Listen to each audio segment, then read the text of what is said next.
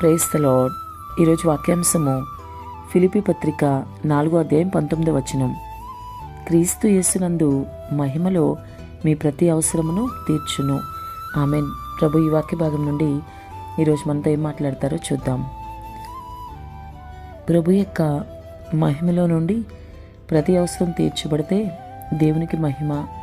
మనుషుల మీద ఆధారపడకుండా ఆయన మీద ఆధారపడినప్పుడు నీ ఆత్మీయ జీవితంలో నీకు 100% సహాయం అందుతుంది. ప్రతి అవసరము తీర్చబడుతుంది. మరి సహోదరి సహోదరుడా, నీ పరిస్థితి ఏంటి? ఈరోజు నీవు నీ గుప్పులు విప్పగలుగుతున్నావా? ముఖ్యంగా నీ సేవకుని కోసం నీవు నీ గుప్పులు విప్పగలుగుతున్నావా? నీ సేవకుని అవసరతల గురించి నీవు ఆలోచించే వ్యక్తివేనా? నీకోసం నిరంతరం ప్రార్థించి నీ సేవకుని బాగోగుల గురించి ఎప్పుడైనా ఆలోచించావా?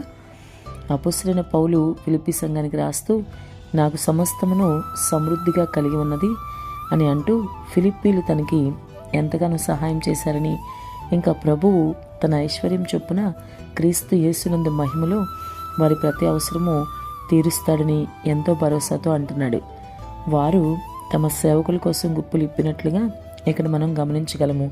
అంతేకాదు, సేవకుల కోసం గుప్పులు ఇప్పిన వారు ప్రభు దగ్గర నుంచి ఆయన కూడా గుప్పులిప్పి వీళ్ళకి సమృద్ధిస్తాడని కూడా అర్థం చేసుకోవాలి.